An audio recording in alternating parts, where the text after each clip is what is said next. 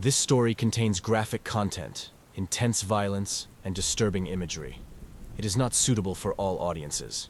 Viewer discretion is strongly advised. I stood at the edge of the village, watching the horizon with cold detachment. I could hear them before I saw them. An army, marching in unison, the clanking of their armor and the steady beat of their boots cutting through the stillness of the night. Their presence was almost amusing, a desperate show of force from a king who thought he could end me with sheer numbers. They would learn soon enough. As they drew closer, I could see the banners fluttering in the wind, the emblem of King Hugh emblazoned upon them.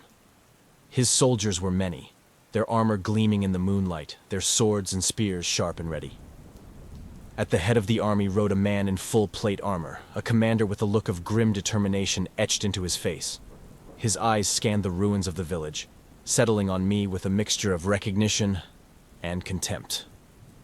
He dismounted from his horse and approached, his steps slow and measured, as if he believed he could intimidate me with his mere presence. Fool. "Lord Valen," he called out, his voice strong, filled with false confidence. "I am Commander Eamon of King Hugh's army. I am here under royal orders to collect the bounty on your head." I tilted my head slightly, a faint smile playing on my lips. "And what is the price of my head these days?" "More than you are worth," he spat, drawing his sword and pointing it toward me. "Your reign of terror ends here." I chuckled, low and dark, the sound carrying across the silent battlefield. "You truly believe that, don't you?" I took a step forward, my armor shifting with a soft creak. "You believe that your king, with all his soldiers and all his wealth, can stop me?" The commander raised his sword higher, signaling his men to advance. "We have an army, Valen. You may be strong, but you are just one man." "One man?" I mused, taking another step closer. "Is that what you think I am?" And then I moved. The air seemed to ripple as I surged forward, faster than the eye could follow. I was upon the first soldier before he even had time to scream. My hand shot out, grasping his throat, and with a flick of my wrist, I tore his head from his shoulders. Blood sprayed into the air, painting the ground in crimson. The headless body crumpled to the earth, twitching as its life drained away. The rest of the soldiers hesitated for a fraction of a second, just long enough for me to move again. I ripped through their ranks like a whirlwind, my hands and fangs tearing through flesh and bone with brutal efficiency. Arms, legs, heads, all were severed from bodies in a blur of motion. Blood splattered against my armor, warm and thick, but I barely noticed it. I was too focused, too consumed by the thrill of the hunt. They tried to fight back, of course. They swung their swords, their spears, but it was useless. Their blades clanged against my armor, or passed harmlessly through the shadows that surrounded me. I was everywhere and nowhere at once. A phantom moving through the darkness, a harbinger of death. Their shields shattered beneath the force of my blows, their armor crumpling as I drove my fists through their chests, ripping out their still beating hearts. One soldier managed to land a strike, his blade slicing through the air toward my neck. I caught the sword mid-swing, snapping it in half with my bare hand. His eyes widened in horror, and I smiled, my fangs glistening in the moonlight. "Did you really think that would work?" I whispered, before driving my fist through his skull. His body dropped lifeless at my feet, his blood pooling around my boots. The ground was littered with bodies now, the once proud soldiers of King Hugh reduced to nothing more than broken, bloodied corpses. The air was thick with the stench of death, the metallic tang of blood filling my nostrils as I moved through the carnage. I could hear their screams, their cries for mercy, but I had none to give. They had come here to kill me, to claim my life, and I would show them the consequences of their arrogance.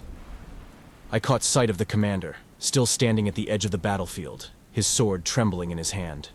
He had not yet joined the fray, content to watch as his men were slaughtered. Coward. I would deal with him soon enough. But first, I turned my attention to the remaining soldiers. They had formed a defensive line, their shields raised, their spears pointed toward me. I could see the fear in their eyes, the realization that they were not facing a mere man, but something far worse. I smiled. I moved faster than they could react, my body a blur of motion as I slammed into their line. The impact shattered their formation, sending soldiers flying in all directions. I grabbed one by the throat, lifting him off the ground, and hurled him into the others with enough force to break bones. Another came at me with a spear, but I caught it in midair, snapping it in two before driving the broken shaft into his chest. He gasped, blood bubbling from his mouth, and collapsed at my feet. The rest fell just as easily. I tore through them like a wild beast, ripping limbs from bodies, tearing out throats, crushing skulls beneath my boots. The air was filled with the wet, sickening sound of flesh being torn apart, the ground slick with blood and gore. It was beautiful in its brutality, a symphony of death that only I could conduct. When the last of the soldiers had fallen, their bodies strewn across the battlefield like discarded toys, I turned my gaze to the commander. He stood frozen, his eyes wide with terror as he stared at the carnage before him. His sword fell from his trembling hand, clattering to the ground as he took a step back. I approached him slowly, my footsteps deliberate, my eyes locked on his. He tried to speak, his mouth opening and closing like a fish gasping for air, but no words came. He had been so confident, so sure that his army would bring me down. And now he stood alone, surrounded by the bodies of the men he had led to their deaths.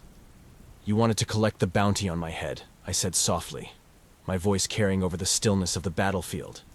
"Well, here I am." He fell to his knees, his body shaking as tears streamed down his face. "Please," he whispered, "spare me." I crouched down in front of him, my eyes boring into his. "Spare you?" I echoed, my voice laced with mockery. "Did you spare the lives of those you sent to their deaths? Did you show them mercy?" He sobbed, his body trembling with fear. I didn't. I smiled, reaching out to lift his chin with a finger. "No, you didn't," I whispered. "And neither will I."